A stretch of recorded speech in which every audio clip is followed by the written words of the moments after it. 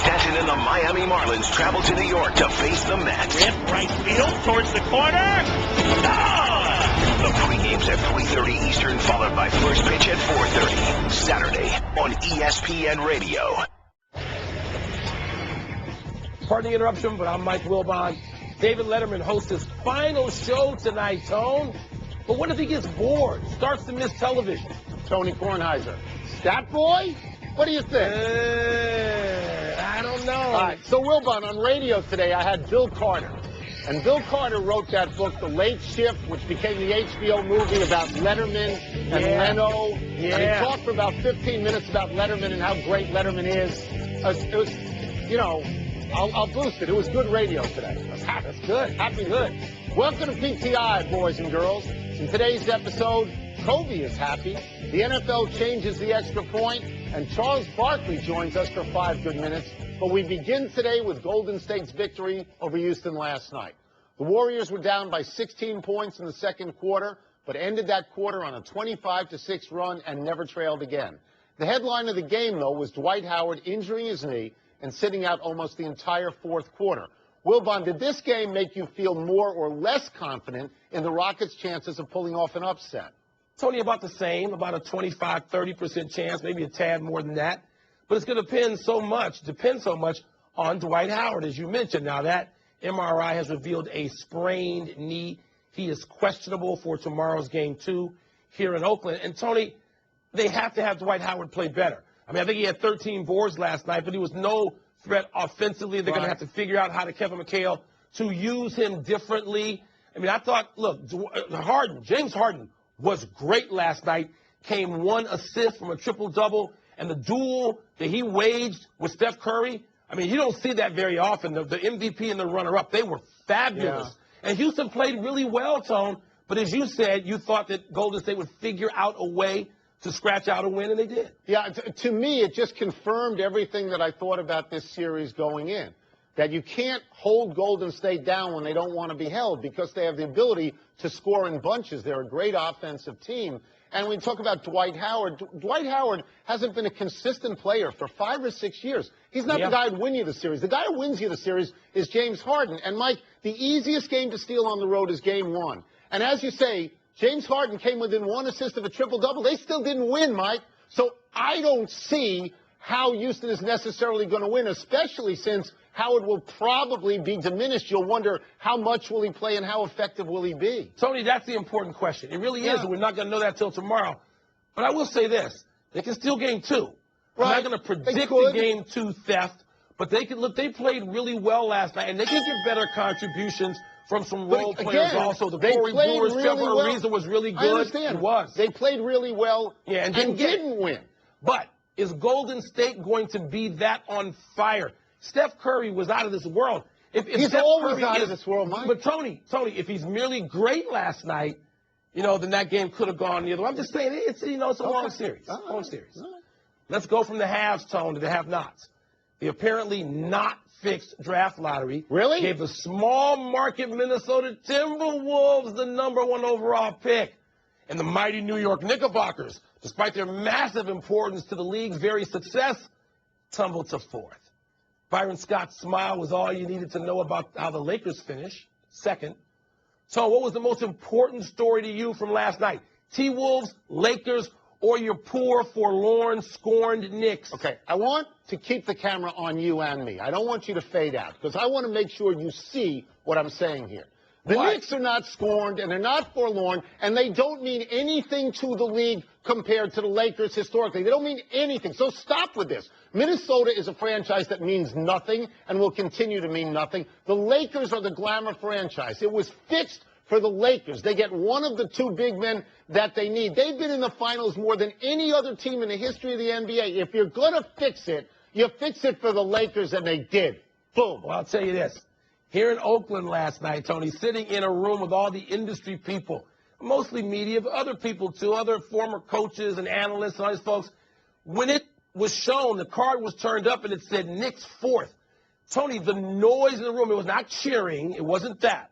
But the story given it's Phil Jackson, given it's all this talk about the Knicks and tanking and Carmelo right. for the last 2 years, the big story last night was the Knickerbockers going to fourth, whereas you point out they can't get either one of the two big men who seem to be the centerpieces of the upcoming draft. Let's be realistic for a second. And I'll tell the people what happened last night after the lottery when I called you within 30 seconds of the lottery ending, and I told you this. I told you I watched Karl Anthony Towns and Jahlil Okafor being interviewed before the lottery. They seemed like smart, solid kids. And as soon as Minnesota came up one, I know they both looked at each other and said, please, God, let him be number one, because I don't want to live in Minnesota in the winter when I can live in Los Angeles. And the Knicks, with the 4 pick, they'll trade out of it. They'll trade with the Lakers. They'll trade Phil Jackson back.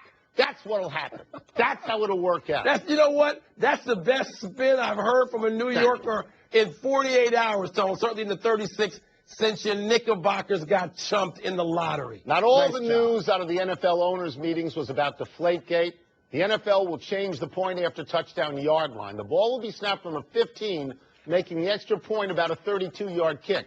Now, the math suggests the PAT will be converted at a 97% rate. Big-time place kicker Jay Feely asked, quote, what did the NFL really accomplish? It's still nearly automatic, but with a greater risk of injury to the O-line, unquote. Wilbon, what did the NFL accomplish with this? You know, Tony, Jay Feely's a really smart guy. He's a thinker. And I think he's onto something here because what's going to happen is defensive lines and defensive special teams are going to try harder to block these because there's some reward on their end, 2 points. And so, yes, the offensive line is going to take the brunt now of another full-out rush, not just some perfunctory point-after thing. So Feely makes a great point. To go from 97 to 99%, it's not all that big a deal, Tony, so I don't really accomplish much of anything. It's going to be a live ball, so the scenario you're talking about means if you block the kick and you return it, it's 2 points. And if you do something, if they go for 2, if they run for 2, and they cause a fumble and you go back, it's another 2 points. So conceivably, the score could be 6-2 after the first touchdown of the game. This, to me, is like a guy's drowning 15 feet offshore, and you throw him a life preserver with a 10-foot rope. It accomplishes nothing. What you have to do is put it in a place, put that kick from a place where you make it about 70 to 75% of the time, so that it can be missed, so that you really have to think about going for 2. I just don't get this. It makes no particular sense to me. You're making it just so marginally harder. So what? Tony, this is another instance. I think of the professional sports in North America, the one that most successfully and innovatively, historically tinkers with the product is the NFL. And this is the case where you go, what are you doing? This does not reflect your history of ingenuity when it comes to the product and making the product more appealing and advancing the product. They didn't do it. They fell short. I understand keeping the kick. It's called football, but make this harder. Make it hard. Do it. 45 yards maybe. Many hours after you fell asleep at the end of the longest game in the 89-year history of the Chicago Blackhawks, we finally got a resolution in triple OT to a game with the most bizarre occurrence, Tony, a header. Andrew Shaw's reroute in double overtime set off a wild celebration. But after review, the thing was ruled no goal. I was so angry, I couldn't watch anymore. The question is, Tony, shouldn't a goal like this actually count? I loved it. I loved watching it. I'd never seen it before. It was just like soccer. It was thrilling. And no, it shouldn't count. It should count. You're not supposed to be able to put it in by kicking it. You're not supposed to be able to put it in by throwing it, and you shouldn't be able to put it in by hitting it off your head because you have a hockey stick. If you can put it in off your head and design a play like that, then why do you have a hockey stick? Mike, you had to I know it pained you, and you had to stay up longer, but you can't allow this because that's not the nature of hockey. It's not. No, I just stopped watching. It's Steve Levy, who knows more about hockey in a minute than I'll ever know in my life. Steve Levy says, we got to watch. And I said, no, I can't. I'm too angry now. Here's why goals like that have to count. Why? Because shooters, Tony, probably a quarter of the goals that are scored when shooters deliberately bank it off something. Yeah, equipment, that's okay. Body parts, that's right. Intentional. So if that can be intentionally done, they're not even shooting on goal. They're shooting for something else to deflect and be rerouted in. That's intentional. They're using their sticks. And by the way, did you just name drop Steve Levy? I was with Steve Levy. Oh, my God. This is the highlight of Levy's career. This better not lounge. Woo. In the Lions, 1950s, let me repeat reference. again, in the 1950s, 60s, and 70s, Syracuse University gave number 44 to its great running backs. People like Jim Brown, and Ernie Davis, and Floyd Little. Number 44 was retired in 2005, but now Syracuse is bringing it back. One famous football alum, Donovan McNabb, says, quote, "No one should be rewarded in wearing that number. I think it is totally disrespectful to those who have worn it and for those who wore the mighty blue and orange," unquote. But it is said that Jim Brown and Floyd Little have given their blessings to reinstating number 44, which undoubtedly will be used for recruiting purposes. Wilbon, are you with McNabb or Jim Brown? McNabb. I'm with McNabb. No. Tony, the exception would be this. If you had some long history where the best player on the offensive backfield every single year for the last 60 years was handed, 44, as a reward, and that had been your history through the decades, I would say, okay. But that's not it. They sought to retire these jerseys, as Donovan points out. No, we recruit. Come on. The kids now don't know who Floyd, sadly, they don't know who Floyd Little was. They don't know without their parents elbowing them in the neck who Jim Brown was. They don't even know who Donovan McNabb is because it didn't happen on SportsCenter this morning. So, no, you can't bring these jerseys down and give them to people. No. It's very hard for me to go against Jim Brown, who's the greatest football player of all time, and a Long Island guy. Okay? I know. I know how much you love Jim Brown. Okay, and I do love Jim Brown. Donovan McNabb is right. When I grew up on Long Island, there was no real college football. The closest big-time college football to New York City was either Army at that point in time when they were really good, or Syracuse. So I knew about Jim Brown, and I knew about Ernie Davis, and I knew about Floyd Little. And if you had a great running back in his senior year and you wanted to give it to him, that would be fine. But if you give it to a freshman or a sophomore, no. So you're better off and safe than sorry. Come on. Better off. I hate to agree with you on this, and I hate to agree with Donovan F. McNabb, but I did. Let's take a break. Southside. Coming up, the Cavs and Hawks get underway tonight in Atlanta, and we will ask Charles Barkley whom he favors. And we'll also ask the Chuckster whether NBA stars should bring their adorable kids to the post-game press conferences with them. Let nostalgia live. Let the 44 stay in the rafters. That's right. Look at it. Geico presents Strange Saving Stories. Astronomers detected an interstellar transmission. It stated, Geico, 15 minutes could save you 15% or more. The implications were staggering. Was the cosmos telling us we could all save hundreds on car insurance with Geico? Or did their radar merely pick up a signal from the nearby Rufus and Clyde's morning show? We may never know. Geico. 15 minutes could save you 15% or more on car insurance. The Hawks and the Cavs begin the Eastern Conference Finals tonight on TNT. And joining us is our great friend and the grand poobah of the Bald Brotherhood, TNT NBA analyst Charles Barkley. Let's start with this, Chuck. The Cavaliers have the best player. Everybody knows that. I think they will win the series. But I also think that without Kevin Love at the moment, Atlanta may have the better team. Who do you favor in this series? I think it's a pretty even matchup, but I'm going to go with the Cavaliers because I think it's going to be very difficult to beat LeBron 4 times in a week. And I think that I just think it's going to be difficult because the Hawks are not a dominating team. And I think the big difference in the series is probably going to be Tristan Thompson. I think he's played spectacular the entire year, but I think it's going to be very difficult for Atlanta to keep him off the offensive board because he's just been a beast this entire playoffs. Charles, you're mentioning Tristan Thompson leads me to this. As you know, the Cavaliers got enormous contributions from Tristan Thompson, Matthew Dellavedova, Iman Shumpert. Do we expect that to continue? Is that reasonable? Does Cleveland have to have that kind of contribution from those guys again? Those guys are going to have to play well because when you play against a player like LeBron, you cannot let him dominate. You go back to Game 5 against the Bulls when he went crazy, like 38, 15, and 8. You can't allow that. And you saw when they made the adjustments, that opened up things for Dellavedova and Tristan Thompson and J.R. Smith and Shumpert. You can't let LeBron just go crazy. And I think those guys are going to have to continue to play well. Charles, we got to go to this whole jump shooting notion.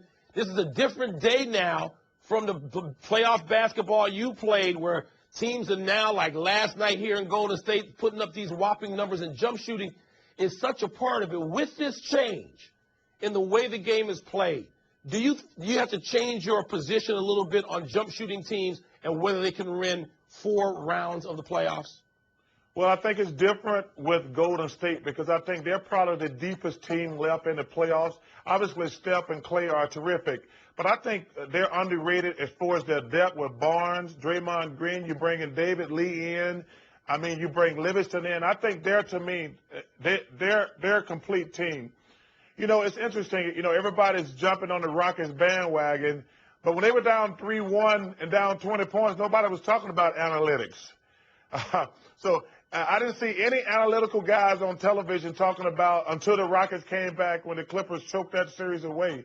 So listen, I take my hat off to the Rockets and Golden State. They're both playing terrific. That's going to be a terrific series.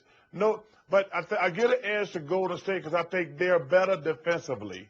But listen, I take my hat off to these jump shooting teams. They're playing fantastic. Chuck, I'm going to go away from the dreaded word analytics. I'm not going to put it in the conversation, but I am going to point out that the 4 teams that are left finished the regular season first, second, third, and fifth in 3-pointers made.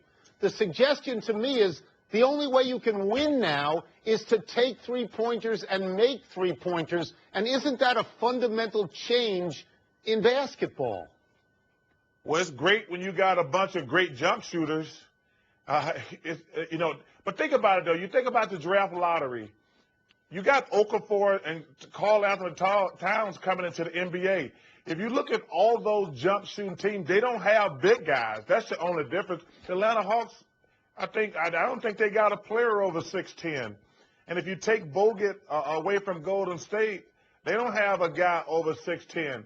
And you take away Dwight Howard, everybody else on the Rockets team is 6'5", 6'7", 6'8". Mm-hmm. So, listen, I just think these teams are smaller teams.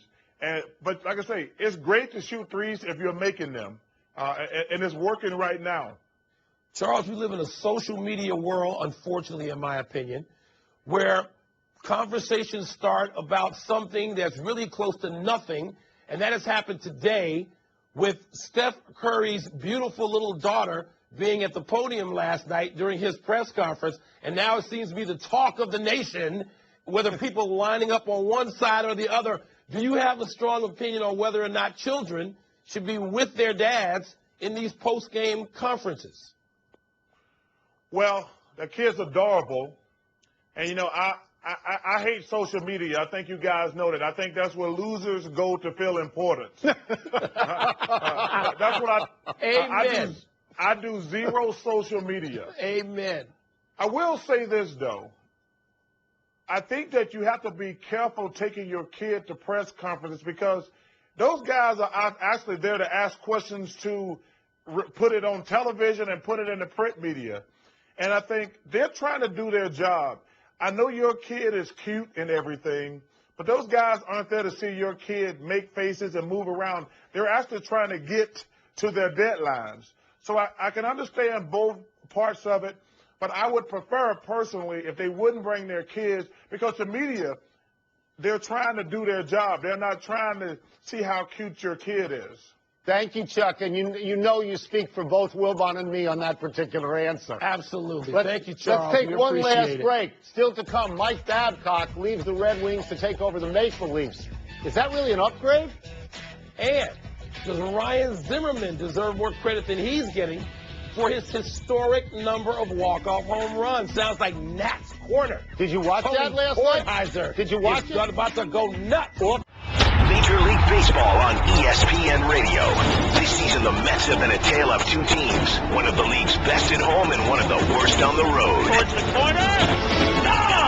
This weekend, they'll be at home at Citi Field facing the Marlins. Will their home field domination continue, or will Giancarlo Stanton lead Miami to a road win? The Mets and Marlins. The pregames at 3:30 Eastern, followed by the first pitch at 4:30. Saturday on ESPN Radio and the new ESPN app. Happy time, people. Happy 23rd birthday, Enes Kanter. Kanter may have hit the lottery by being traded mid-season to Oklahoma City. Kanter is a restricted free agent this summer, and his numbers in OKC were 19 points, 11 rebounds, and 57% shooting from the field. Wilbon, is that something you might be interested in at 23? Yeah, Tony, I would. The question is, do you stay and hope everybody gets healthy in Oklahoma City, or do you take the jackpot loot and perhaps go somewhere else? Happy anniversary, Cavs. On this day last year, the Cavs won the NBA lottery for the third time in 4 years. The Cavs picked Andrew Wiggins and then traded him to Minnesota for Kevin Love, who is a far better player than Wiggins at the moment, but may have already played his last game for the Cavaliers. Yeah, no, Tony, that's popular. I think, though, you come back for at least one more year to the Cavaliers if you're Kevin Love. Happy trails to the Yankees. Ryan Zimmerman hit his 10th career walk-off home run last night to beat the Yankees in the 10th. Over 5% of Zimmerman's 189 career homers have been walk-offs. That is insane. And the list of hitters with 10 or more walk-offs in National League history: Stan Musial, Tony Perez, Barry Bonds, Albert Pujols, Mike Schmidt, and Ryan Zimmerman. Wilbon, how do you like that list? That's a great list, Tony. Who are you more in love with, Zimmerman or Harper? Oh, Harper. Harper just hit number 15 yesterday. He golfed one out. Harper's fabulous right now. No errors today. Let's go right to the big finish. Let's do it. Mike Babcock left the Red Wings and signed on to coach the Maple Leafs. Is that an upgrade? I don't know, Tony, but the surprise is you lead the Red Wings. I mean, he doesn't think, apparently, that they can be better like they used to be anyway. Yahoo says Scott Brooks is passing on potential interviews with the Pelicans and Nuggets and will likely just sit out next season. Is this a smart move? Oklahoma City owes them money. Make them pay you the money, then get another job. Jim Irsay says the Colts game against the Patriots next season will be huge, huge, huge.